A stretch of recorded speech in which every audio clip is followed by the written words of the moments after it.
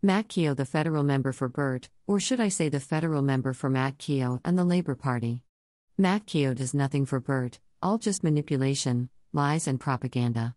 Bullshit Keogh, tell your lies to someone else. Matt Keogh refused to act against corruption in ASIC and the ACCC. Too busy looking after Matt Keogh and the Labour Party. No concern for the electors who had been affected by gross corruption. Keogh ignores corruption.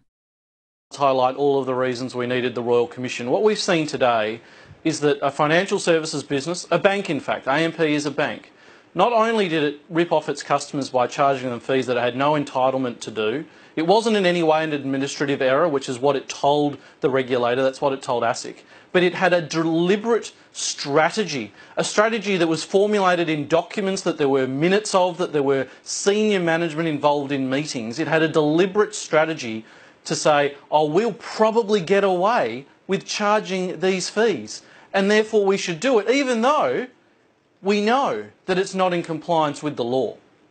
If you listen to this liar, you would think he has actually done something about the criminal behavior of banks. Well, he has done nothing. I repeat, he has done nothing, and will never do anything. He ignores complaints of corruption, because it does not suit him or the criminals he is protecting. Royal Commission into banks was just a feeding frenzy for corrupt lawyers. It achieved nothing, the same as Keogh has achieved for Burt. Nothing. This sort of behaviour goes straight to the heart of the problem, which is why we needed a Royal Commission. It goes to the issue of culture.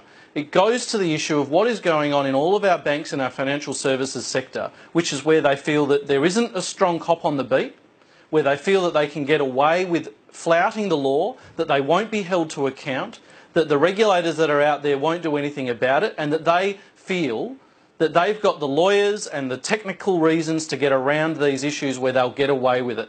Of course they will get away with it, Keogh, especially when you do nothing, but ignore facts when corruption is reported directly to you. How many ex-Labour politicians are now working for corrupt banks? Plenty. Only a complete fool would believe you are genuine. You have achieved absolutely nothing for Burt. All hot air, promises and complete bullshit.